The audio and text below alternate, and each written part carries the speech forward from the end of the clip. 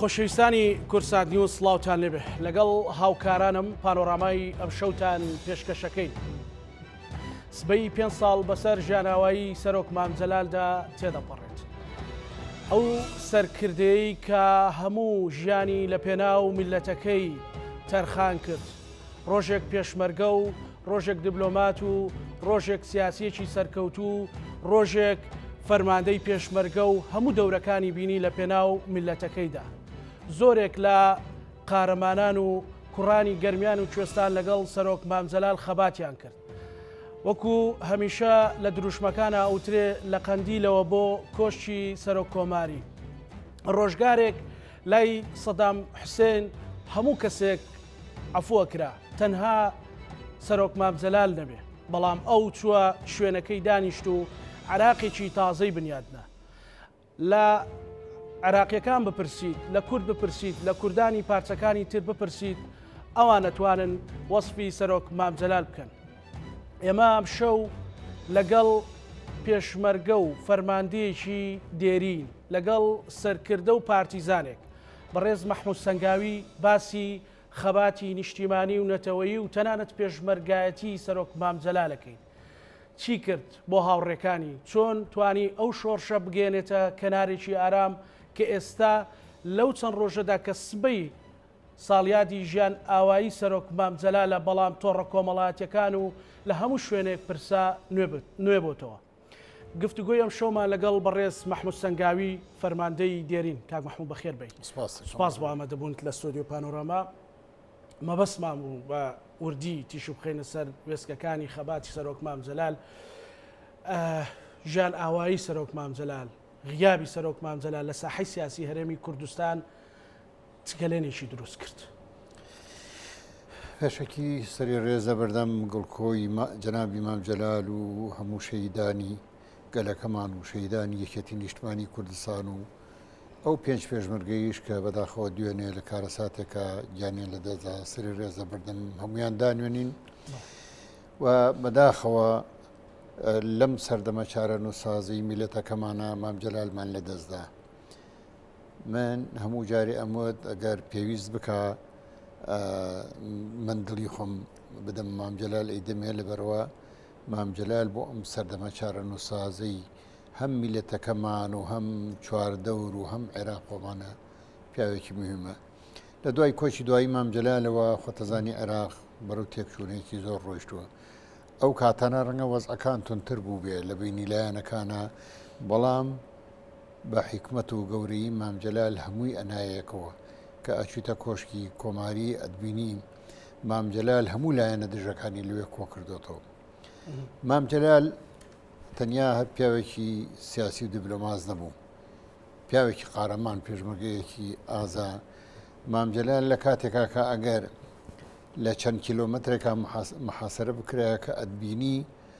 هەستەکرد مامجەلال خاوەنی هێزێکی یەکجار گەورەیە، خاوەنی ورەیەکی یەکجار گەورەیە. مامجەلال جگە لە مەسایل نەتەوایەتی کە لە سەرەتای ژیانیەوە دەستی پێکرد تا کۆتایی لە خزمەتی میلەتەکەیا بوو، خزمەتی یەکجار گەورەی کرد. مامجەلال لە پێگەیانی کادری سیاسی، کادری عەسکەری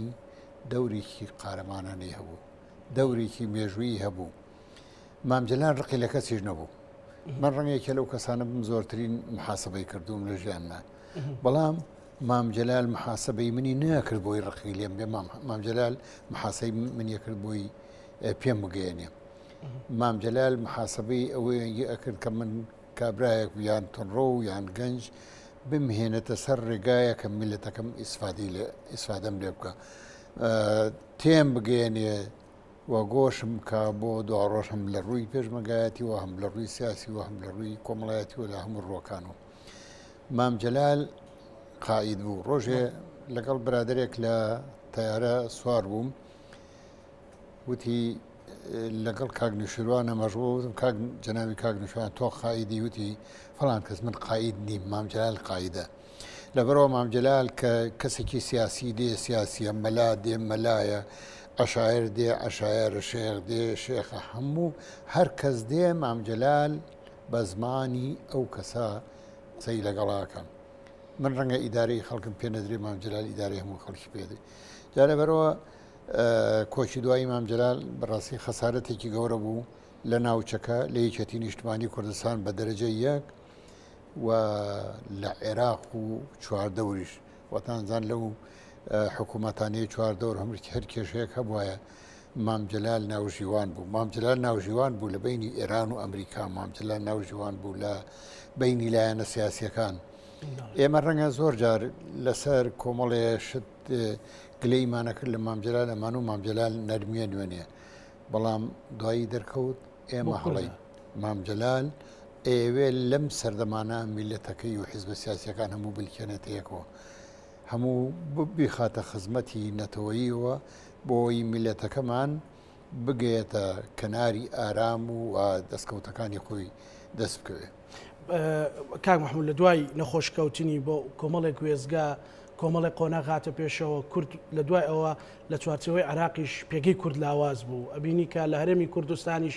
تا ئەم ساتەش کێشە لە نێوان هێز و لایەنە سیاسیەکان بە تایبەتیش لە نێوانیشێتی و پارتی هێو نەگەیشتۆتە چارەسەری کە لە پێناو کوی بەرژەوەندی هێواڵەکانی خەڵکی کوردستان بێ ئەمە چ فەڕاغێکی دروست کرد بە تایبەتی لە دوای ساڵی 2012 مام جەلال زۆر جار ڕەنگە زیانی لە یەکێتی نیشتمانی کوردستانەدا لە پێناوی مەسەلەی کوردە ڕەنگە زۆر جار تەنەزولیەکردن مەسەلەوە نەبوو مام جەلال لە بێهێزی تەنەزول بکە مام جەلال لە ئەوج عەزەمەت و قودرەتە تەنەزولی لە دەستکەوتەکانی یەکێتی نیشتمانی کوردستانە کرد بۆ لایەنەکانی تر لە پێناوی یەک پارچەی کوردە لەبەرەوە مام جەلال پێی وا بوو لە سەردەمی حیاتی ئەوان نابێ شەڕی ناوخۆ بمێنێ نابێ کۆمەڵی سراعەتی ئیسراعین بسرا بمێنێ کە زیان لە بەرژەوەندی میلەتەکەمانەدا مام جەلال پێی وا بوو حیزب وەسیلەیە بۆ هەدەفەکەمان مەسەلەی کوردە بەڵام ڕەنگە لایەنی وا هەبێ وا تێنەگەیشتوێ پێی وا بۆ مام جەلال لە زوعفەوە تەنەزولەکە یان لە زوعفەوە کۆمەڵێ لە دەستکەوتەکانی یەکێتی نیشتمانی کوردستان لە پێناوی کووردا وازی لێ دێنێ بۆ لایەنەکانی تر مام جەلال بەرنامەی زۆر گەورەی هەبوو بەڵام بەداخەوە تەمەن و ژیان ڕێگەی نەدا کە هەموو بەرنامەکانی جێبەجێ بکە لە دوای ڕاپەڕینەوە دواتر دوای پرۆسی ئازادی عراقەوە کورد پێگەی زۆر بەهێز بوو مەسەلەن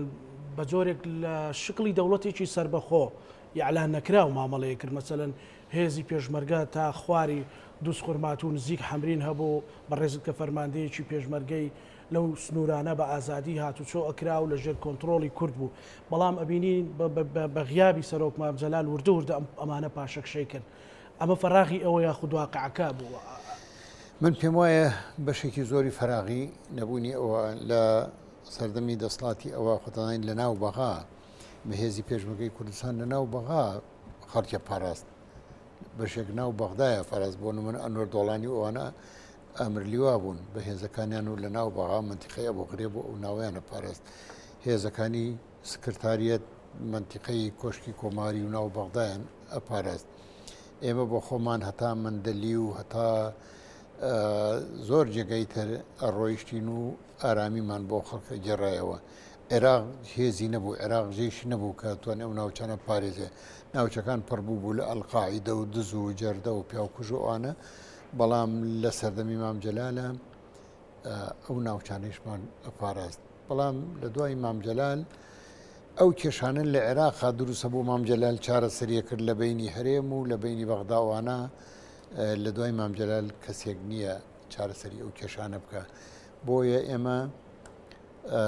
شەو ڕۆژ نێو بە یەکتریە دەین تاوانەکان نەپاڵ یەکتری ئەڵێن لە 16 ئۆکتۆبەر یەکێتی نیشتمانی کوردستان خیانەتی کرد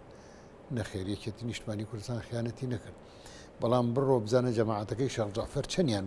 دەبابە بەسەریان ڕۆی شێلای جەماعەتی کاکۆسەت چەندیان شەید بوو ئێمە چیمان بەسەر هات لە خوارەوە ینی ئێمە بەڵام ئەو کاتانە ئێمە نەمانتوانی مام جەلال نەخۆش بوو نەمانتوانی لەگەڵ عێراقا بە شێوەیەک ڕێکەوین کە تووشی ئەم زەر و زیانە نەبین کە ئیستا هەیە ئەڵێن لە 150 خاکی کوردستانمان لەدەستدا ئەگەر ئێمە بە شێوەیەکی دیبلۆماسیانە کارمان کردایە بەڕاستی تووشی ئەو زەر و زیانانە نابووین ڕووبەڕووی جێشی عێراقی بووینەوە لەو سەردەما کە جێشی عێراقی هەم خۆی تیار بوو بە کۆمەڵێکێکی پێشکەوت و هەم چواردەوریش هاوکاریانە کرد چواردەوریش هاوکاری جێشی عێراقیانە کرد ئێمە باسی هین نەکەین کێ چ هاوکاریەک و کێ هاوکاری نەکە بەڵام هەم ئێرانیەکان پیان وتین شتیوان مەکەن خۆتان لە ڕیفراندۆم پارێزن لەبەرەوە پشتیوانیتان لێ ناکەین تورکیا وتی پشتیوانیتان لێ ناکەین ئەمریکا وتی نایکەین بریتانیا وتی نایکەین فەڕەنسا وتی ناکەین بەڵێن مە هەر خۆمان کورد شتێکی ئەڵێ سواری گای هار بووین سواری گای هەر بووین و خۆمان تووشی ئەو بەڵاو مسیبەتە کرد کە بە سەرمانە هاتوو چەکوچۆڵیشمان لەدەدا ئەگەر مامجلال مایان نێڵە خۆتە زین لەگەڵ مالیکیا گەیشتە چ حدێک بەڵام بە حکمەتی جەنابی مامجلال نێڵە تێک بچێ نێڵان تێک بچێ چارەسەری کێشەکانی کرد بەڵام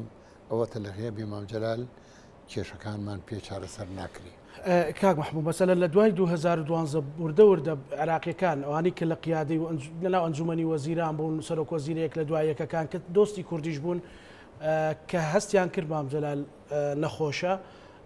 مەسەلەن بودجەیەکی زۆرە هات بۆ هەرێمی کوردستان خۆشگوزەرانیەک هەبوو تا ڕادەیەکی زۆر موچە و مەعیشەتی خەڵک باش بوو ئەمە ئەوان ئەویان بە دەرفەت نەزانی کە ئەو نەخۆشکەوتو وردە هەرێمی کوردستانیان لەو کاتەوە دەست پێ کرد بۆ لە قەڵبدانی من پێم وایە بەشێکی خۆمانی کورد شتێکی هەیە ئەڵێ هینەکەی خۆم بۆ خۆم و بەشەکەی توێشە خۆم خەڵکی عێراق ڕازی نابێ بە هەنێشت بۆ نمونە وەفدێکی مەلاو ئەوانە ڕۆیشتن سەردانی سیستانیان کرد سەردانی سەرکردە شیعەکانیان کرد سەردانی هەمویان کرد خۆ ئەفریقا مەلا نەوزات هاتەوە هەم من خۆشمەویست هەم پیاوێکی وشاریش بوو وتی هەمویان پیان و توین ئێمە ڕازی نابین ئێوە نەوت و هینی خۆتان بفرۆشنە کوردستان و بێن لەگەڵ بەسرە و لەگەڵ پارێزگاکانی شەریک بن و حیسیان لێ بن ئێوە بەشێکن لە عێراق و بێن وەکو خەڵکی عێراق حیسەی خۆتان بن ئەو کاتە عێراق ڕازی بوو لە سەتا حەفدە و ئانەمامداتی بەڵام ڕەنگە ئێمە لەوە تۆزێ سەختگیریمان کرد بێ لە ئەنجامی ئەو سەختگیریە تووشی ئەم کارە ساتانە بووین خۆتان زان معاشی خەڵک بڕاوە ئەمەی ئیستەیش کە هەیە ئەڵێ نەوتە فرۆشین و ئەوانە یعنی بەڕاستی ئێمە خەڵکی کوردستان هەموو هەر حکوومەتەکە بە حکوومەتێکی دزەزانێ ئێمە نەمانتوانی قەنەعات بە خەڵک بکەین کە ئێمە چەندمان هەیە و پارەکەمان ئەوەندەیە و بۆ شێوەیە دابەشەکەین خەڵک پێی وایە ئەم دوو حیزبە پارەیەکی زۆریان هەیە و نەیانداوەتە خەڵک ئێمەش نەمانتوانیوە خەڵک قەنەعات پێ بکەین کە ئێمە چیمان هەیە بۆ نوێ جارێک لەگەڵ کاک قوباد و کاک نێچیر دانیشتین مەکتەبی سیاسی وتان بۆ مەعاش نادن کاک نێچیر وتی پارەمان بەنێ بۆی مەعاش بدەین حەزم بدە پارە لای ئێمە نیە پارە لای ئێوەی وتی کاکە یەکەتی و پارتی ئەوەندەی تاعین کرد بۆ هەڵبژاردن ئەوەندەی تاعین کرد بۆ فلانشت ئەوەندەی تاعین کرد بۆ فلانشت هەموو پارەکە دابش بۆ بەسەرەوە پارەکە بەشی ئەوەنداکە ئەنی من ئەوە نییە دیفاع لە حکوومەتەکە بکەم دیفاع لە حکوومەت ناکەم بەڵام ڕەنگە ئێمە کە هەموو خەڵکی ئەو وڵاتەمان تەقاعد کرد هەموو بودجەی ئەو وڵاتەمان هێنا دامانە خەڵک جەنابی مامجلال خوافریکا ئەیوت هەر وڵاتێک لە سەتا حەفدەی زیاتر بودجەکەی چووە معاش ئەو وڵاتە ئەڕوخێ ئێمە لە سەتا ڕەنگەنەوەتی ڕۆیشتووە بۆ معاشوانە یعنی خەڵکمان تەماڵ کرد خەڵکمان تووشی ئەوە کرد کە دەیان و سەدان کەس کە ئەستان ڕۆژە پێشمەگایەتیان نەکردەوە بەناو پێشمەگەوە تاعین بوون هەزاران کەس لە ڕیزەکانی حکوومەتی عێراقا خیانەتیان کە جاشایەتیان کرد ئیسا مارشال و فید مارشاڵن و پارە لەم حکوومەتە وەرەگرن قەینا محاسبەیان مەکە وازیان لێ بێنە سزایان مەدە بەڵام بێ پارەکەی پارەی ئەم میلەتەیش مەکە گیرفانی ئەوانە تا ئیساکە هەموو خەڵکیێمان سەرۆک مامجلال ئەوەی کە بەڕێز لێ نزیک بووی هەمووکو فەرماندە وەکو سیاسی بەردەوام مەسەلەن مەجموعەیەکتان کوڕی ئەو دەرەکەوتن کاتەم پلانی هەبوو بۆ ئەوانە بۆی بتوانێت دەوڵەتێ بخاتە سەر پێ مامجلال جگەل لەوە پیاوێکی سیاسی پیاوێکی ئاسکەری پیاوێکی دەوڵەتمەداریش بوو مامجلال پیاوێکی دەوڵەتمەدار بوو بە ڕۆژ لە پێشمەگەیە پرسیەوە لە حکوومەتێ پرسیەوە لە خەڵکیە پرسیەوە هەتا ڕۆژانە لە ڕێژەی بارانباری نیە پرسیەوە بزانێت چەند بارانباریوە ڕۆژانە لە ڕێژەی ئاوی ئەپرسیەوە لە بەنداوەکانە بزانێت چەند ئاو بەرز بووەتەوە پەیوەندی بە خەڵکەوە هەیە لە هەموو شتەکانی پرسیەوە لەبەرەوە ئەمانە هەمووی خەڵکە مام جەلال ژیانی خۆی تەرخان کردو بۆ خۆشگوزەرانی ئەو وڵاتە لە سەرەتای گەنجێتیەوە خەباتی کرد تا ئەو ڕۆژی کۆچی دوایی کرد خەباتی کرد لێ پێناوی ئەوەی ئەم میلەتە بگاتە ئاواتەکانی خۆی ئەم میلەتە بە ئارامی بەخۆشی بژی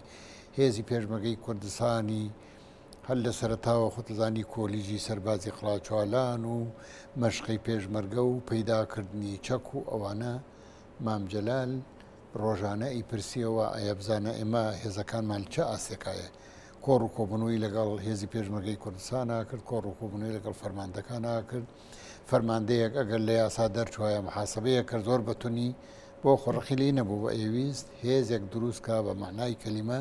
هێزی خزمەتگوزاری و خزمەتکاری ئەو خەڵکە بێ و ژیان و سەرماڵی ئەو خەڵکە پارێزێت لە شاخ بەڕێز کە پارتیزان بوویت و فەرماندە و پێشمەرگە بوویت تا چەند ینی تێڕوانینی بۆ پێشمەرگا بۆ خەمی پێشمەرگا بۆ جلوبەرجی پێداویستی پێشمەرگە چی بوو مام جەلال بەردەوام بیری لای پێشمەرگە بوو بیری لای ئەوە بوو پێشمەرگە جلوبەرگی هەبێ چەکی هەبێ فیشێکی هەبێ ژیانی ماڵ و مناڵی باش بێ مام جەلال لە هەموو لە هەر لایە کۆپاری پەیدا کردی خسە خزمەتی هێزی پێشمەرگە و کادرەکانی یەکێتی نیشتمانی کوردستان و مام جەلال ئەو کەسانەی کە لێی نزیک بوون لە مەسلەی مالیان و ئەگەر پارەمان هەبووە کێچێک هەوتە کۆڵی بزانە هەتا هەمووی دابەشە کرد ئەگەڕا ئەرێت هاوکاری فڵان کەس کراوە هاوکاری فڵان کەس کراوە مام جەلال دەیان تێکۆشەری کۆن و شاعیر و پیاوی عێراقی کە لە دەرەوەی وڵات بوون و کاتی خۆی ناسیبیان و تەمەنیان ڕۆیشت بوو مام جەلال مانگانە هەموو ئەوانشی لەبیر بوو نەک تێکۆشەرەکانی خۆمان ئەوانەیشی لەبیر کە بێلایانیش بوون بێلایانی کاتی خۆی ڕەنگە هەبوو بێ پیاوێکی باسی بوو بێ بەڵام علاقی لەگەڵ مام جەلال بوو بێ دوای ڕای کردوێت لە دەرەوە بە ئەختیاری ئەوانەژی لە حیزبی شوویعی لەلایەنەکان مام جەلال چاوی لە هەموو ئەوانەش بوو پارەی یەکێتی نیشتمانی کوردستان ئەوەیشی لە بەردەستی خۆی بوو مام جەلال تەرخانی کردو بۆ خەڵک مام جەلالی پارە کۆکردنەوە ئەوانە نەبوو ئەنی بۆ خۆی نەبوو مەسئولیت بۆ خۆی بەکار قەت بۆ خۆی نەبوو کاک محمود بەسەرهاتێکی خۆت وەکو پێشمەرگە لەگەڵ سەرۆک مام جەلالا لە پێناو نیشتیمانە مەسەلەن بەرزی نوزمی و ئەم یەکێتیە شەرتان بۆ لەگەڵ هەموو هێزولایەنەکان لە سەردەمی شاخە تا گەیشتنە ڕاپەڕین و قیادە ڕاپەڕینتان کردو لە پرۆسی ئازادی شایەتی یەکێک بوو لە میحوەرە ئەساسیەکانی ئەمریکا بۆی بتوانێت شەڕی سەدام بکە ئەم هەژاری و نەداری و شاخ و بێ پێداویستیە مەسەلەن چ بەسەرهاتێکی ئێوە هەیە لەگەڵیانە ئێمە دەیان بەسەرهاتمان هەیە لەگەڵ جەناب مام جەلال جەنابی مام جەلال وەکو لە سەرەتا وتم لە ناخۆشترین وەزعە خاوەنی ورەیەکی بەرز بوو و مام جەلال ئەیزانی چۆن معامەلەیەکا لەگەڵ خەڵک بۆ نمونە من لە شەڕی بەرزوو و بالۆسا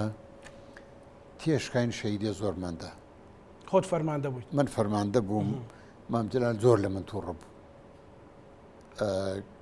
مام جەلال حکمی ئەدامی منی نووسی بوو لە بەردەست خۆی دایناو کاک شەوکەتی حاجی میشر خۆ ئافریقا کاک جەبار فەرمان خۆ ئافریقا لە برادران هەموو بانگی کردوون توی ئیمزای کەن بۆی ئەدامی کەم لەسەر ئەو هەموو شەیدەی کە داوێتی و شکاون و ئەوانە بە منیان وت منیش ئەو کاتە گەنج بووم تۆ دەوتم وەڵا چم با ئەدام بکە چوومە ژوورەوە بە سوتفا وەفدێکی پارتی دیموکراتی کوردستان و حیزبی سۆشیالیست بوون ئەوەی لە یادم بێ ئەوەی پارتی فەرەنسا حەریری ئەوەی سۆشیالیزم مامۆستا شێخ محەممەد شاکەلی و پێم وایە ئەگەر بەبیرم باش ما بێ فازڵ بیرانی ئەوانە هەموو لەوێ دانیشت بوون من چوومە ژوورەوە سەلامم کرد و مام جەلال زۆر احترامی گرتم حکمی ئەدامیش میدا سعاتێ وەسفی کردم ئەم مەحموود سەنگاوی بێ پێشمەرگەیەکی دێرینە پیاوێکی قارەمانە ئەمەیە ئەوەیە مام جەلال ئەمڕۆ محاسبەی بکرد بەیانی هەدیەیە دایتێ لەبەرەوە ئێمە مام جەلال کە محاسبەیە کردین ئەمانزانی بۆ ئەوە محاسبەمانەکە کە ڕێگەی هەڵەمان گرت و بمان خاتە سەر ڕێگەی ڕاست ڕەنگە هەڵەمان کرد بێ لە دانانی خوتەی ئەسکەری خۆمانە بۆ ئەوەی فێر بین خوتەیەکی باشتر دابنین بۆ شەڕەکانمان. مام جەلال زۆر بێتاقەت بوو لەوەی کە لە کاتی شەڕ ئەوانە لەگەڵ دیلا کاری خراپ بکەی. مام جەلال زۆر بێتاقەت بوو لە کوشتن و ئەوانە زۆر پێی ناخۆش بوو. شەڕ جایە لە بەرامبەر لە شەڕا تۆ تەقاکەی تۆ پەتەقێنی خەڵکە کوژی، بەڵام کە خەڵکێک لە شەڕانە بواە بکوژرای مام جەلال زۆر بێتاقەتە بوو. بەداخەوە من جارێک لە تووشی کێشەیەک بووم بەڵێ بە هەڵە کە پیاوێ کوژرا، بە هەڵە پیاوێ کوژرا مام جەلال باژمنی ناناسی سەردەمی شاخ باش منی ناناسی ئەو کاتە ئەم وەکو ناو ئەیناسیم بەڵام ڕوبەڕوو باش نێ ناسیم یەک دوو جار بینی بوو منیان بان کردبەوە سەرکردایەتی بۆ محاسبە کە ڕۆیشتم جێگەیە پیان و کانیسێن لێ دانیشت بووین کاک ئازاد هەورامی خۆ ئافریقا وتی لێرە بە مام جەلال تۆ ناناسێ وەختێم زانی کاک ڕۆسەم پێدا کاک ڕۆسەم فەتزانی کردە مام جەلال چۆنی و چاکی و ئەوانە وتی مام جەلال محموود سەنگاویە ناسی وتی کامەیە وتی ئەوە من بە دوای ئاگەڕێم وتی ئەوە من بە دوای ئاگەڕێم ئەمەی کردووە ئەوەی کردو ئەوەی کردوت من جەنابی مام جەلال من هاتووم بۆ ئێرەوەڵا بەڵام ئەوە ڕەنگە بە هەڵە جەنابتیان تێگەیانەوە بێ لە ڕووداوێکە پیاوە کوژراوە من خۆشم پێم ناخۆش بووە بەڵام من ئەوە نییە بە ئەنقەس پیاوێکم کوشت بێ بە ئەنقەس پیاوێکم نەکوشتووە وتی وا بکەن ئەمەتان لەگەڵاکەم ئیعدامتانەکەم هینتانەکەم نابێ ئێمە کەمینماندا نەبوو لە سەرجادە پیاوە کوژرا بوو لەبەرەوەی ئەوە بێ ئەگاتان لە خەڵک بێ ئەوەی کە ڕوبەڕوویە بنەوە بێ دوژمن بێ چەکداری حکوومەت بێ چەکداری حکوومەتیش کە کەوتە بەردەستانە بێ معاملەیەکی بەشەردۆستانی لەگەڵا بکەن کامەحموود زۆر ناوتێنە شەهید بوون کۆچی دوایان کردووە سەرۆک مام جەلالیش مەسەلەن ژان ئاوایی کردووە و لە دوای کۆچی سەرۆک مام جەلال تۆ وەکو فەرماندە وەکو پێشمەرگەیەک وەکو کەسێک کە مەسەلەن ڕەنگە هەر خەمێکی پێشمەرگە هەبوو بێ چوبی لە دەرگاکەی مام جەلالت دابێ چوبی تەقەڵات چۆلا لە دوای ئازادی ئەوانە هەز بەچی ئەەکەیت وەکو خۆت فراغێکی یەکجار گەورەیە شخصیان مەبەستم فراغێکی یەکجار گەورەیە بۆ هەم بۆ ئێمەی پێشمەرگە و ڕەفیقی مام جەلال ڕەنگە نەزانین پەنام بۆین بۆ کوێ و زۆر بەداخەوە زۆر جار هەیە مام جەلال ئەگەر شتێک بۆیە بانیە کردیم ئەی تۆ ئەوەت کردووایان نە ئیساکە ڕەنگە لە دوورۆ قەرار بدەن لەسەر ئەوانە ئەوە کارێکی خراپ من قەدرم لەگەڵ مام جەلال نەکردو بانگی کردو وتی لە فڵانجێ پێیا کوژراوە ئەڵێن تۆی وتم بەڵێ مام جەلال منە لەبەرەوە سقەی بە قسەکانە بوو زۆر احترامی گرتم ئەزانی ئەم پیاوان بۆیە خۆشوێ لەبەرەوە قەت درۆم لەگەڵ ناکە هەرچی بێ ڕاستەڵێ شاکی کردووە ڕاستەڵێ خراپی کردووە ڕاستەڵێ ئیساکە بەداخەوە ئێمە ڕەنگە ئەو مەرجەعە نەماوە ئەو مەرجە نەماوە کە سکاڵاکانی خۆمان سکاڵای خاڵ بینە لای و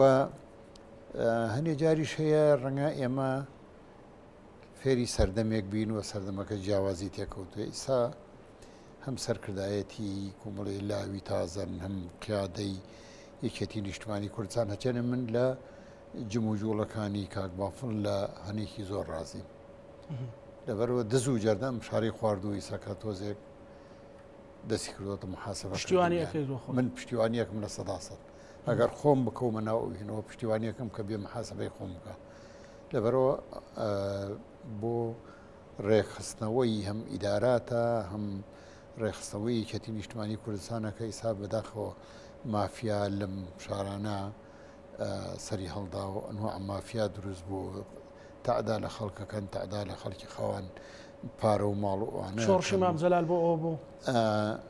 سەردەمی مام جەلال زۆر کەم بوو نەبوو بەڵام ئیستا پەیدا بووە ئالە و فەراغی نەخۆشکەوتنی مام جەلال تا کاتی کۆنگرە وە دوای کۆنگرەیش ئەمانە دروست بوو ئەم مافیانە هەر مافیەکانی تەبەن لە دەوری ئێمە بوون لە ئەنجامیەوەی لە دەوری ئێمە بوون ئەمانە دروست بوون جنا خەڵ لەو دوورۆ دروست نابێ بەڵام ئیساکەش هینێکی باشە ئەو هەموو بەفیڕۆدانی مڵک و ماڵی یەکێتی نیشتمانی کوردستان و حکوومەت ئێستا کۆکردنەوەیەکە چاکسازێکەیە من چاوسورکردنەوەیەکە لای من پشتیوانی لێ یەکەمنەوە ڕەنگە گلێشم زۆر لێ هەبێ بەڵام لەوە پشتیوانی لێکم پشتیوانێکی کام محمود ئەمە باسی ئەوە بکەین مەسەلەن چی مامزەلالت بیرە مەسەلەن کە بۆ پێشمەرگا مەسەلەن کۆمەکی کۆکرد بێتەوە خەمی پێشمەرگا خەمی میلەتەکەی بوو بێت مەسەلەن لە سەرمایە بیری لای میلەتەکەی بوو بێت مەسەلەن لە نەهامەتیا بیری لای میلەتەکەی بوو بێت کە هەر کۆمەکێک پیتاکێک لە دەرەوە لە دۆستەکانی کۆی کردبێتەوە بۆ خزمەتی شۆڕش و میلەت. مام جەلال وەکو لە پێش هاوتم هەتا لەوەیە پرسیەوە چەندێ باران باریوە لەوەیە پرسیەوە بەنداوەکان چەند ئاویان تێچووە لەوەیە پرسیوە ئایا بەرهەمی ئیمساڵ لە دەغڵودان و لەوان دانیۆڵە ئەوانە چەند بووە لە هەموو ئەوانەیە پرسیوە و زۆرجار ڕێنمایی لەسەر مەسایلی زەرائیشەدا بۆ نمونە جارێکیان چووە ئیسپانیا چوە ئیسپانیا هاتەوە بەیمە وتی وەڵای هەخوایە بە فەلاحەکان بڵێن ئەو سێگاوەستنە ڕەنگە زەرر زۆر بدا لە خەڵک لەبەرەوە ئەگەر بە خەرماشە بیکەن ئەو ئاوە هەموو خود نادا ئاوە ڕیشکی دەغڵودانی ئەوەنە ناڕۆتە خوارۆکو دار نییە بڕۆتە خوارۆسە ئەگەر وا زەراعەت بکەن ڕەنگە خەڵکەکە قازانجی زۆرتر دەستکەوێ و ئەو بارانەیە بارێ زیاتری ئیسفادەی لێ بکەن لەبەرەوە مام جەلال لە پێناوی ئەو خۆشی ئەو خەڵکە هەر لە کرێکارێکەوە لێ پرسیەوە تاکو و پیاوێکێک جوتیار و پیاوێکی لە هەموو تاجر و ئەوانە هەتا خۆزانین زۆر جار تاجرەکانی کۆ کردەوە جارێکیان لە بیرمە لە خزمەتی دانیشتو بووین کە عەبدوڵڵا هاتەوەی سکرتێری کۆمەڵی ئێران حەسەن زاد باسی کاک جەمالی حاجی عەلی و کاک فاروقی مەلا مستەفا ئەوانەی کرد کاک جەمالی دانیشت بوو وتی ئەمانە تاجری نیشتمانین ئەمانە سەرمایەداری نیشتمانین خۆزگایە لە هەموو وڵاتێکە خەڵکی وەکو ئەمانە هەبوایە وتی کاک عەبدوڵڵا ئینشەڵڵا ئێوەش ئەگەر وەزعتان باش بوو خەڵکی وەکو ئەمانە لە وڵاتەکەتان هەبێ بۆی خزمەتی وڵاتەکەتان بکە یان لەبەرەوە مام جەلال هەموو ژیانی خۆی فکرێکی یەکجار گەورەی هەبوو مێشکێکی یەکجار گەورەی هەبوو مام جەلال و دەزانی ئەمە ئینسان لە پێشمەگە پرسێتەوە لە دەوڵەت پرسێتەوە لە سیاست پرسێتەوە لە ئیقلیم پرسێتەوە لە جوتیار پرسێتەوە لە کرەکار پرسێتەوە لە شوان پرسێتەوە لە هەمووان پرسێتەوە هەموو کەس ئەوەی پێ ناکرێت تەنیا مام جەلال بۆ ئەیتوانی لە هەموو ئەم شتانە پرسێتەوە بۆ خەباتی پارچەکانی تر کە ئێوە وەکو پێشمەرگە خەباتان کرد بەتایبەت لە ڕۆژهەڵاتی کوردستان مەسەلەن تا چەند پاڵپشت بوو و ڕێنمایی ئێوەیە کرد کە هاوکاری پارچەکان و خەباتی پارچەکانی تری کوردستان مام جەلال خۆشی نەک بە ئێمە خۆشی مام جەلال چەندین جار لە مفاوەزاتی بینی جمهوری ئیسلامی و حزبی دیموکرات و کۆمەڵەوانە بە فعلیە چوونەوە مەسەلەکەەوە بۆ ئەوەی بتوانێت بیانگەێنێتە جێگەیەک لە بینی پەکەکە و لە بینی تورکیا خۆتزانی هینێکی یەکجار گەورەی کرد ئەو کاتانەی زمانی ئەحمەد تورک و زمانی ئەوەی ئەو سەر کۆمارەکان کە ئەمریخای کرد ناوی چی بۆ ئەوەیە ئەو زەمانە لە پەیوەندی لەگەڵ هەموویە هەبوو و هەمووی هەوڵێدا لەگەڵ دەوڵەتەکانی خۆیانەیە بیان گەێنێتە ئەنجامێک بۆ ئەوەی تووشی شەڕ و شۆڕی گەورە و ئەوانە نەبن و لەم سەردەما شتێکیان دەستکەوێت لە سەردەمێکی ترە دەوڵەمەندتری بکەن ئەوەی ئاگاداربی مەسەلەن لە کەرتی تەندروستیە بۆ خزمەتی خەڵک گلەی هەیە لە خستەخانە و لە خراپی خزمەت گوزاری لەوانە مام جەلال ئەوەی ئاگادار ئەو سوالێک کرد بۆی ئەو کلێنانە پڕکات و خۆت زانی خستخانی شۆڕژ لە سەردەما ئەو دایمەزران هەتا ئیستەیش خستخانی شۆڕژێکێک لە خستەخانە گەورە خزمەت گوزاریەکانە بچۆی سیر بڕۆ سەیری ئەوراقی خەسەخانی هیوا بکە سەری هینەکانی تر بکە بزانە چەند دەستی مام جەلالی تیا دیارەکە هاوکاری کراوە هاوکاری کردووە مام جەلال لە هەموو دنیاوە ئەگە سوالیش بۆیە سواڵێ کرد بۆەوەی لەم وڵاتە کەرتی تەندروستی کەرتێکی بەهێز بێ لە خزمەتی خەڵکە بێ وەڵام بەداخەوە ئێستا لە ئاسی پێویست نییە لە دیمانەیەکە لەگەڵ ڕۆژنامە نووسان سەرۆکی ئێستای هەرێمی کوردستان بەڕێزنی سیروان بەرزانی ئەڵێ من خۆم شایەتی دەم سەرۆک مام جەلال لەسەر بەرمیلە نەوتێکی خەڵک سەرۆک کۆمار بوو تەلەفۆنیە کرد مەسەلەن زۆر یەکێتیەکان بەوە نیگەران بۆچی ئەو بۆ شێوەیە قساکە پێت وایە ئەمە گەورەی مام جەلالە یان نەئەبوو مام جەلال تەدەخولی شتی لەم بابەتە بکە ئەوە گەورەی مام جەلالە لە خزمەتی خەڵکە بزانە مام جەلال لە بەرمیلە نەوتی خەڵکی پرسیوەتەوە ئەو کات بەڵام ئیسا کێ پرسێتەوە ئێمە بەشێکی لە عێراق بەڵێ لە عێراق بەنزین بچەنە و لێرە بچەنە لە عێراق معاشی خەڵک هەموو لە 28 مانگ دێ لێرە پێمان نادرێ لە عێراق ڕەنگە من ناچم بۆ جنوب لە جنوب وەزع خراپە لێرە بڵێن حکوومەتەکەی مەیەکی نەکردووە بێ وژدانیەکەین حکوومەتەکەی ئێمە زۆری کردووە بەڵام لە ئاستی پێویستان نیە خەڵک بڕوای نییە کە حکوومەتەکەی ئێمە پارەی نییە خەڵک پێی وایە پارە هەیەەوە بەشە زۆرەکەیە دزرێ و بەشەکەمەکەی هینە بێ وەکو لە سەرتاوە باسم کرد ئێمە نەماتوانیەوە خەنەعەت بە خەڵکەین کەوانە من ئەڵێم هینی هەیە من ئەڵێم گەندەڵی هەیە من ئەڵێم دەستپیسی هەیە دیفاعی لێ ناکەم بەڵام یەکجار بەو شێوەیش نییە کە هەیە و ڕەنگە لێ خراپتریش هەبێ لە هەنێ جەگە من پێی نەزانم بۆ نمونە لە ئەمەی کاتی خۆی خەڵک مقاولەکان چەکێکیان نەدانێ پارەسپیکردن خەڵکی چەکێکیان نەدانیان ومە تۆ 10 ملیۆن دلار لای ئەمەیە ئەوە چەکێکە 2 ملیۆن ئەم 2 ملیۆنە لە 125 پارەیە کرد ینی 75 لێکەمە کرایەوە بڵێن لە هەر 100,000ەکە 25,000 کۆمەڵێ خەڵکی نەفز نزم ئەچولیانە کڕی و لە بانکەکان هەموو پارەکەی هینەکرد ئیساوە بەشێک ڕەنگەوان نسجنن من ئومێ دەکەم بەریان نەدەن هەتا هەموو پارەکانیان لێ سێنەوە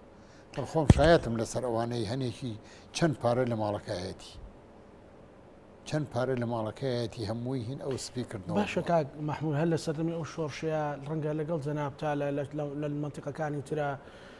سەدان هاوڕێتان شەهید بووە ئێستا مناڵەکانی مەسەلەن مەعاش و مەعاش ئەگەر بژێت مەسەلەن بەشێکی زۆری ڕەنگە سکاڵا بێنێتە لای تۆکو یەکێک لە کەسایەتیەکان خەڵکیش هەیە مەسەلەن لە دوای ڕاپەڕینەوە بگرە لە دوای پرۆسەشەوە بە ناوی مەساڵحی خۆی بۆ بەیەکێتی ئێستا خەڵک زۆر نیگەرانە لەو بابەتانە چی بکرێت بۆ ئەوەی کە ئەم خەباتە ئەم تێکۆشانی کە بەڕێزت باسەکەی سەرۆک مامجەلال لەسەر بەرمی لە نەوتێک لە خستەخانەیەک لە بارانبارینی ئەپرسیەوە بۆ ناشیرن بکرێت بۆ تێک بدرێت بۆ گلەی هەبێ بۆ کوڕە شەهیدێک ناڕازی بێتان خۆی بەداخەوە ئێمە لە فراغی بینی ئەمە و پارتیا زۆر لەوانە دروست بووە لە فراغی ئەمە و پارتیا ئەوانە دروست بووەوە بۆ ئاگاداری ڕۆژانە من مناڵی شەهید وانە ڕوبەڕوو من بێتەوە ئەڵێ وەڵڵاهی کاکەم من لە مەکتەبی سیاسیش نەماموو لە سەرکردایەتیش نەماموو دەسڵاتم نییە بڕۆ بەلای یەکێ دەسڵاتیە بێ هیچم پێ نییە پێی بڵێم چی بکەم ناچارمە بڵێم من دەسڵاتم نییە وەڵڵاهی خۆم خەڵکم من خۆتزانی یەکێ لە فەرماندەکان بووم ڕەنگە پیاوێکی تونڕەویش بووم خەڵکم نردووە جاش تەقاعودی کردەوە خۆم پێم تەقاعود نەکرەوە تا ساڵی هەشتا شەڕی کردوین وڵایی شەڕی پێشمەرگی کردو ڕەنگە چەندین پێشمەرگی شەهید کردبێت ئیساکە ئەو فید مارشاڵە من خەڵکە نێرم بۆی ئەو لە ڕێخوا تەقاعودی کرد ئێمە نابێت ڕاستکرێتەوە زۆر خراپە ئەمە خەدر نییە لە خەباتی مامجەلال و شەهیدەکان و هاوڕێکانتان غەدرە لە مامجەلال لە خۆم بەڵام ناکرێ من بە تەنیا هیچم پێ ناکرێ ومێ دەکەم لە دوا ڕۆژە ئەوانەی کە زۆریان خواردووە ئەوانەی کە زۆریان دزیوە ئەوانەی کە پارە و داهاتی ئەو وڵاتە و ئەرزی ئەو وڵاتیان بە هەدەرداوە هەمویان بگیرن ڕۆژی لۆژان حسابیان لەگەڵا ئەگەر من بگرن حسابم لەگەڵا بکەن بۆ لەبەرەوە ئەوەی کە هەمان بووە ئەگەر بە شێوەیەکی ڕێک و پێک دابشمان بکردایە هەموو خەڵک حەقەکانی خۆی بەرەکەوت و تێکۆشەرەکان حەقی خۆیان بەرەکەوت کە ئیستاکە گلەیمان لێکن خائینەکانی لە سەردەمی بەعسا زۆریان بردووی تر بۆ پارەیە مەبن بەڵام ئیسا ئەوان زۆرترە من لێمە بەڕێزت باسیەوەت کرد کە کۆمەڵێک گۆڕانکاری ڕوویداوە کۆمەڵێک تازەگەری هاتوۆتە پێشەوە پێویستی بە زۆرێکی ترە لە سیاست ئێوەش مێژوێکی قوڵتان هەیە مەسەلەن من لە سۆشیال میدیاکەی خۆمەوە سەیرەکەم دوو ڕۆژە هەمووی وێنەی مامجەلالدا ئەنێ جۆرێکە لە شینێکی گشتی لە پەرۆشێکی گشتی بۆی ئەو خەباتە ناشیرن نەبێت ینی ڕابردووکەشی ناشیرن نەبێت چی بکرێ باشە ڕابردووی مامجەلال قەت ناشرین نابێت لەبەرەوە سەردەمی خۆی گوزەران و سەردەمێکی گەورەی بەسەر برد لە سەرەتای ژیانیەوە کە دەستی پێکرد مامجەلال خەباتی کرد تا ئەو کاتەی مرد ئەوەی توانی نەیەڵا غەدر بکرێت و ئومێ دەکەین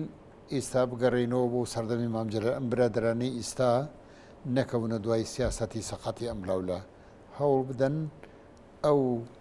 بیر و بۆچوونەوە ئەو ڕێگەی کە مام جەلال هەیبوو بۆ خزمەتی خەڵک بۆ ڕێگا بڕۆن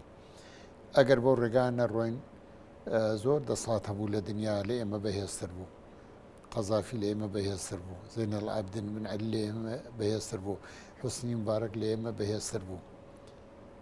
لەبەرەوە میلەتەکانی لێ ڕازی نەبوون ڕۆیشتن ئێمەشە ڕووین بەڵام دوایی تەڕوشکیش پێکەوە سووتێ ناڵێن مەحموود سەنگاوی وەڵام نەیکردووە بە ڕەحمی پێ بکەین یان فڵان کەس نەیکردووە بە ڕەحمی پێ بکەین هەموومان تیاچین جا لەبەرەوە ئەبێ بگەڕێینەوە بۆ ئەوەی چۆن خزمەتی خەڵکەکەین و چۆن خەڵک قەنەعات پێکەین کە ئێمە چیمان هەیە و ئەمە داهاتەکەمانەوە نێ بۆ نمونە هەموو سەریمانیە وەزارەتی نەوتی عێراقی بەسەر ئەو هەموو دزیوە کە ئەکرێ ئیعلانێکە ئەڵێ ئەوەنە ملیۆن بەرمیل نەوتمان فرۆشت پارەکەی ئەوەندێ و ئەوە تەسلیمی بەنقی ناوەندی عێراقمان کرد ئێمەوە چەندی ساڵە نەمانتوانیە بودجەی هەرێمەکەی خۆمان بینە پەرلەمان و بە خەڵک بڵین کاکەوە بودجەکەمان و بۆ شێوەیە داپەشەکرێ بێویژدانی شەکرێ بێویژدانیش هەیە بەرامبەر حکوومەت و بەرامبەر حیزبەکان بێویژدانیش هەیە بەڵام دزیەکەیش هەیە باشە پرسیارێکی تر کاک مەحموود خۆت وتت فەرمان ینی ئاشکرایە فەرماندەیەکی سەربازی بوویت و خۆشت چەندزار وتت من تون ڕەو هەم لەسەر مەسلەی ئازادی بیر و ڕا سەرۆک مامزەلات چی پێ ئەوتن مەسەلەن بۆ ڕێزگرتن لە قەڵەمەکە لە نووسینەکە لە سەردەمی شاخە تا ئێستا مەسەلەن من جارێ مزەکراتەکانی خۆم برد بۆ جەنابی مام جەلال دایە ئەم دیوە سێریی کرد و وتی دنیا وایلیاتەوە مەحموود سەنگاوی کتێبە نووسی زۆر مهمە پێشکەوتنێکی مهمە کە مەحموود سەنگاوی لەو تەنڕەویەوە هاتۆتە سەر ئەوەی ساکە مزەکراتی خۆی نووسێت خۆی خاتە بەردەمی خەڵک مام جەلال زۆر هەوڵیدا کادرەکان پێ بگەیەنێ بیان کاتە خەڵکانێک کە بچنەوە ناو خەڵکەوە خزمەتی خەڵک بکەین ڕەنگە خۆت زانی کادری سەربازی لەو سەردەمانە ڕەنگە زۆر خۆشەویست نەبوو بێ بەڵام لە ئەنجامی خراپی وەزعی ئێستا بزانێ ئێستا کادرە سەربازیەکان نەبوو لە ناو خەڵک بزان باش هەموو خەڵک خۆشێوێن پێچەوانە بۆتەوە ئومێ دەکەم لە مەولا کادری سەربازی ئێستا دەسڵاتی نییە هیچ بکە بەڵام ئومێ دەکەین ئەوانەی کە ئێستا لە دەسڵاتن ڕێگەی دزی و ڕێگەی فەساد و ئەوانە بگرن و ئەو داهاتەی لە وڵاتە هەیە بێرنی بخەنە خزمەتی میلەتەکەمانەوە بۆ ئەوی میلەتەکەمان لێمان ڕازی من بەسەر ئەوە من لە سیانزەی حوتی 1960 بوومەتە کادر و پێشمەرگەی پارتی دیموکراتی کوردستان هەتاکو ئەو کاتی کەمە پێڵێن ئاش بەتاڵ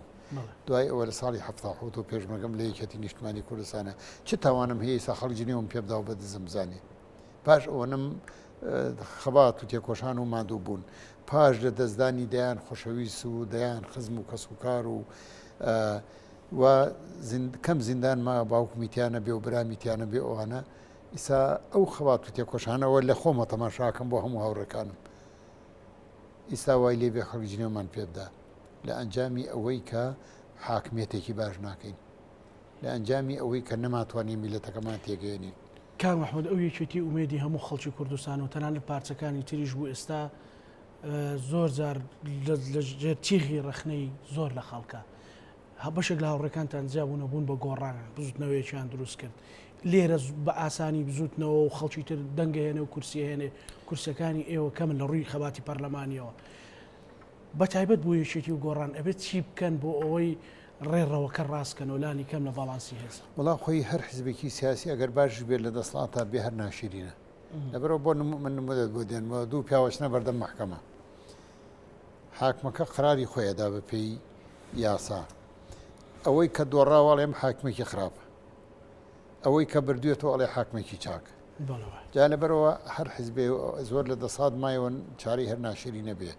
بەڵام بەسەر ئەوەیش ئەتوانێت خزمەت گوزاری زۆریش بکە ئەتوانێ ئەو کلێنانە پڕکاتەوە بە خزمەت گوزاری ئەوانە بە خزمەتکردنی خەڵک بە یاسایی باش ئەوانە بۆ وڵاتەکەی ئێمە تا ئیسا نەمانتوانیوە تا ئیساکە نەمانتوانیوە ئەو بەرەبەرێ هەموو ڕۆژگیش بەر و خراپی ڕووی ئێستا ئەوەی کە تۆزە یەکێتی نیشتمانی کوردستان گەشەوێ ئەم ئیجراعاتانە کە لەگەڵ دز و جەرداکرێ و سابت بوونی یەکێتی نیشتمانی کوردستان لەسەر بێ ڕووڕاکانی خۆی تەنەزول نەکردن لە بەرامبەر بیر و ڕاکانی خۆی لە بەرامبەر مووقفەکانی خۆی ئەوانە یەکێتی نیشتمانی کوردستانی تۆزە چی بە هاوڕێ بەرپرسەکان دەڵێیت کە مەسەلەن زۆر گلەیەکرێ لە کوڕە شەیدەکان لە کوڕەتی کۆشەرەکان ئەڵێ مناڵی بەرپرسەکان خۆشەژی من زۆرە پرسیارە لە بەڵام ئێمە ناتوانین مەسەلەن بۆنمونە مۆبایلێکی جوان بکردن کە دەستکەوتێکی تازەی سەردەمەسییان پێ ئەڵێ لە خۆتەوە بۆ هەمویان وەڵام من زۆر جار قسەم کردووە لەسەر ئەوانە ئێمە ڕاستە خۆخانێ خەڵکەوەی پێی وایە ئێمە ئیسێژە بێ پاتەیەکی لاسیک لە پێکەین و جلەیەکی شەر لەبەرکەین ڕەنگە ئەوەش هەڵە بێ ئێمەش مادوو بووی ناقی خۆمانە باش بژین بەڵام ئێمە بینە پاشا و خەڵک بێتە گەدا ئەو وەزع ڕووەدا کە ئیستاکە خەڵک ڕقی لە پارتی بێکێتی ومێ دەکەین تۆزێ لە خۆمان بگرینەوە بۆ خەڵک و مناڵەکانی ئێمە بە سیارەی آخر مۆدیلەوە خەریکردن بە سەر خەڵکە بازەدەن و خەڵکیش برسێتی تاکو ئێوارە بە دوای ئەوە ئاگەڕێکەرەکاری بکە خەڵکەیە خائین بووە بەڵام ئیستاکە سیرەکەی هەڕەشە لە تێکۆشەرەکانەکە و بەلۆری دۆلاری گوێزێتەوە خەڵکیش هەیە دایان پێشمەرگەی ئێمە هەیە نەخۆش و داما و کەمەنداممان پێویستی بۆی عیلاج بکرێ کەس لی ناپرسێتەوە منی ساکار کەس دێ بۆ لە مەڵێم کا کۆڵە من دەساتم لێ داوای لە بردنەکەم ڕۆژانە لە بەرەوە من دەرگام کراوەیە زۆر بافڵیش خۆشەویستی لای ئەوان خۆشەویستی ومێ دەکەم خۆشەویست بێ من وەسفی ناکەم لێرەوە لە بەردەم خەڵک خۆی ئەتوانێ خۆی وا لێ بکە خۆشەویست بێ بە قسەی تۆ ئەڵێم لای ئەو من نازانم ئەو من ئەوم خۆشەوێ من وعدم بە مام جەلال داوە قەت دژیان نابم قەت دژیان نابم پێم خۆشە گفتوگۆ لەگەڵ بەڕێز درێژ پێ بدەم بەڵام کاتی بەرنامەکەی منیش دیاری کراوە لە دوجارە لە 5 ساڵی ژیان ئەوەی سەرۆک مام جەلال چی بە ڕۆحی سەرۆک مام جەلال من سەری ڕێز لە بەردەم گۆڕەکی دانوێنم ومێ دەکەم هەمومان بگەڕێنەوە بۆ سیاست و علم و فەلسفەی ئەو هەر ئەگەر ئەم حیزبێ ئێمە بگەڕێتەوە بۆ علم و فەلسفەی مام جەلال جارێکی تر ئەبێتە خۆشەویستی ناو خەڵک کاتی خۆی خۆتەزانی ئێمە لە وڵاتە ئێمە هاتیینەوە کەس لایەنی تر نەبوو لە سەتانەوەتی خەڵ یەکێتی بوو بەڵام ڕەنگە نەمانتوانی بێ مام جەلال بە تەنیا بوو لە هەنێ وەختە محاسبەی هەموو شمانی کە ڕەنگە ئێمەش کاری خراپمان کرد بێ لە ئەنجامی کاری خراپی ئێمە لە ئەنجامی کاری خراپی خەڵکی تر لە ئەنجامی ئەوەی دوای سیاسەتی لایەنی تر کەوتین بە ناچاری ئێمە ناشرین بووین وێ دەکەم هۆڵ دێن ئەو ناشرینیە چاپ بکەینەوە و بچینە ناو خەڵکەوە جەنامی مام جەلال هەموو جارێ و با بچینەوە بۆ خانوە قوڕەکان ئەو خانوە قوڕانەی کە ڕۆژێ لە ڕۆژان خزمەتی ئێمەیانە کرد بە ساوەر و بە نانی خۆیان ئێمەیان بەخێوە کرد لە دەمی مناڵەکانی خۆیان نەگرتویان داوە ئێمە بچێت خزمەتی ئەوانە بکەینەوە خزمەتی میلەتەکەمان بکەینەوە بەعام بەڵام ئەوانە زیاتر حەقیان لە سەرمانەیە کە سوکاری شەیدەکانمان مناڵی شەیدەکانمان حەقیان لە سەرمانەیە پێتانوانە بێ هەموو مناڵە شەیدێ تێرە هەموو مناڵە شەیدێ تێر نییە لە 180 تێر نییە ڕەنگە لە 120 تێر بێ مناڵە شەیدەکان ومێ دەکەم بچینەوە بۆ خزمەتی ئەوانە وەکوی ساکە لە ئێران کە ئەبینی زۆر احتیمام بە شەیدەکانیان نەدەن و ئەوە جمهوری ئیسلامی ڕاگرتووە بەڵێنێکی ڕۆحی داوە بە سەرۆک مام جەلال بەڵام لێرە چی پێ ئەڵێ لە ژیان ئاوای چ بەڵێنێکی پێ ئەدەی بە ڕۆحی مام جەلال جارێکی تر من پەیمانی پێدەم پێشمەرگە بم تا ئەو کاتەی لە ژیانەمە بم من ڕەنگە جارێکی تر کادری سیاسی ئەوانە ئەگەر هەتا پێم کرێ ڕەنگە نیکەم لەبەرەوە تەمەەن ڕۆیشتەوە ئەوانە بەڵام پێشمەرگەی میلەتەکەمە بم و لە خۆم ناگۆڕێم ئەچمۆ ناو خەڵکۆ منی سێژە ناو خەڵکەم ڕۆژانە دایان خەڵکە بینم و هەوڵ دەم ڕێبازەکەی مام جەلال بەرەو پێش بڕوە یەکێتیە بم هەتا ئەو کاتەی لە حیاتا مێ دەکەم ڕۆژە لە ڕۆژان قەت خەیاڵی ئەوە نەیەتە سەرم ناکە یەکێتی نەبم یەکێتیە بم لە خزمەتی خەڵکی کوردستانیشان زۆر زۆر سپاس بۆ بەڕێز محموود سەنگاوی فەرماندە و پێشمەرگەی دێری سپاس بۆیەوە بینەرانی خۆشەویست لە 5 ساڵی ژیانەوەی سەرۆک مام جەلال لەگەڵ بەڕێز محموود سەنگاوی کۆمەڵێک بابەتمان تاوتوێ کرد و لەگەڵ هاوکارانی شم پانۆڕامامان پێشکەش کردن ئێوە شەمولایەکتان ئەمانەتی خوای گەورە خواتانەکە